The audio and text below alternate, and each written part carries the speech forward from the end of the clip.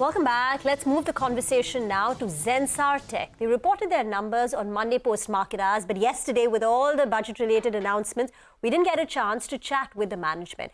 A quick recap of the numbers: strong top-line growth. The company's reported an over 4% revenue growth, 4.3% constant currency quarter-on-quarter. Margins, though, have declined because one of their clients went bankrupt, and the company has taken a provision of 110 basis points on the margins because of the bankruptcy of the client, and therefore their profits too have come down by nearly 9% quarter-on-quarter. Manish Tandon, Managing Director and CEO at Zensar Tech, joins us on the show. Manish, morning. This is Reema here. First, on the top-line growth, 4.3%. This bankruptcy of the client, you've explained, impacted your margins, but did it also impact your top line? And what can you guide on revenues going forward? Because in the conference call, you sounded a bit cautious. Yeah, so first of all, on the bankruptcy of the client, this has not impacted our top line because the client was relatively small, about $1 million in per quarter. And we, as per Chapter 11 laws, any work that we do post the announcement of bankruptcy is covered. The revenues from that are covered.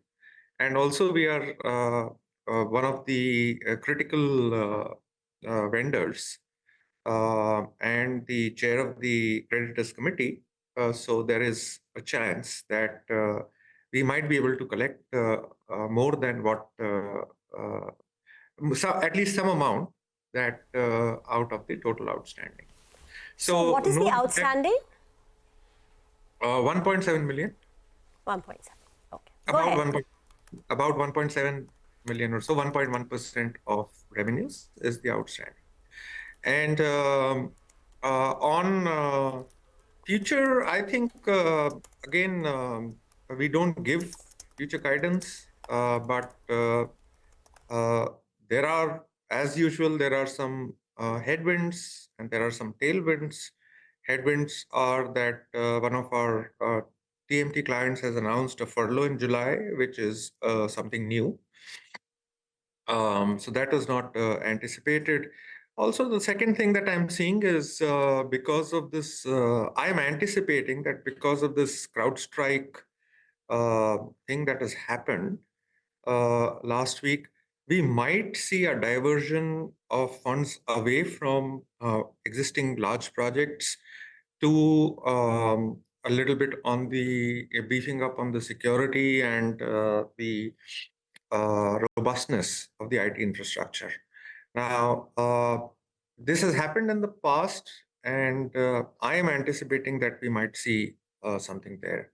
So those are the headwinds. The tailwinds continue to be that our businesses seem to be doing okay. This was the second quarter in a row where all our verticals actually grew sequentially. And that is a positive sign. So as I said, I mean, you have to balance the headwinds and tailwinds and see where you land up. A fair point, Mr. Tandon. It's been a challenging start, and from what you say, all the challenges aren't over yet. So all things put together, now you have this other client that's going into furlough from July. I think you also have a wage hike coming in that will be effective July.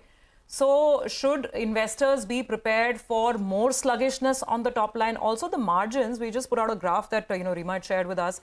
Overall margins have been on a declining trajectory from 18%, I mean sub 16%. So will we see more of this before things get better? How, the outlook, given what you're saying, seems like it's going to be more sluggishness in Q2, Q3 perhaps.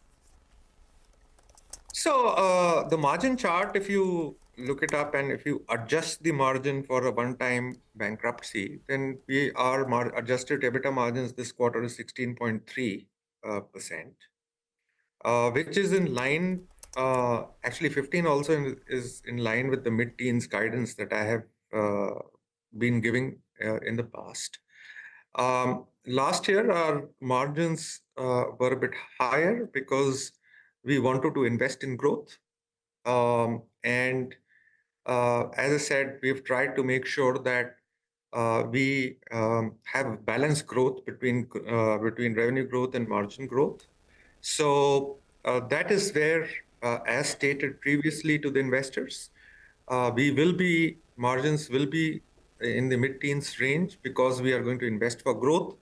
And it's good to see that some of those investments are bearing fruit. Sequentially, Q4 to Q1, 4.3%. But sir, are you confident of growth? I take your point that you've sacrificed margins a bit because, I mean, that growth number, the top line number is no doubt looking very good. But are you confident of top line growth given all the headwinds? The furlough, the other client which has gone into bankruptcy, this CrowdStrike business, I mean, this is a fresh issue that you described. Could Q2 actually be flat?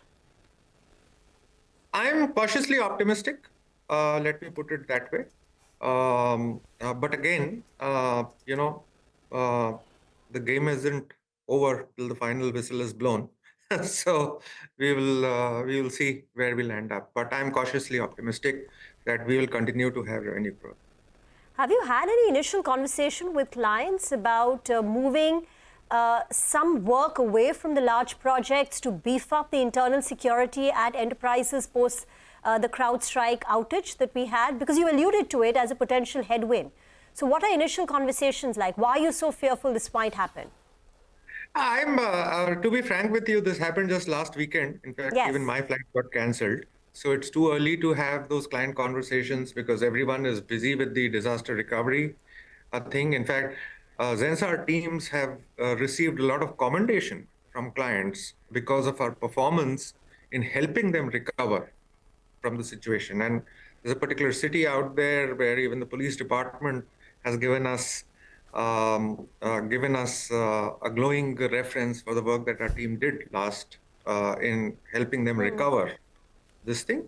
I am just basing this on what I have seen in the past. As you know, I have been in the industry for 30 plus years now. So what I have seen in the past, I'm basing it based on that rather than on client conversations. Okay, and what happened in the past? If history has to rhyme? What happened is exactly what I said, that when a major security incident or a DR incident happened, you see a shift away from capital projects to more of beefing up of the security and DR infrastructure. Big impact? Are we talking about large sums being pulled out of projects, existing projects? Large is a relative number. So we have to, for a large company, it will be large sum. For a small company, it will be a smaller sum. But across the board impact, that's an important one and something that, we'll take it forward even with our other conversations with a lot of the IT companies. Let's see how this plays out. Thank you for joining us, Mr. Tandon. Good conversation, and we wish you good luck for the rest of the year. That's a conversation from Zensar. Frank, they've had an issue with one client in this quarter, maybe some more headwinds ahead as well. Stock, however, is holding up. It's done well in the last 6 months, still holding up today. Let's take a break on that note. We'll come back on the other side. And we will be in conversation with Mitesh Thakkar. Let's see what trades you can work with this morning.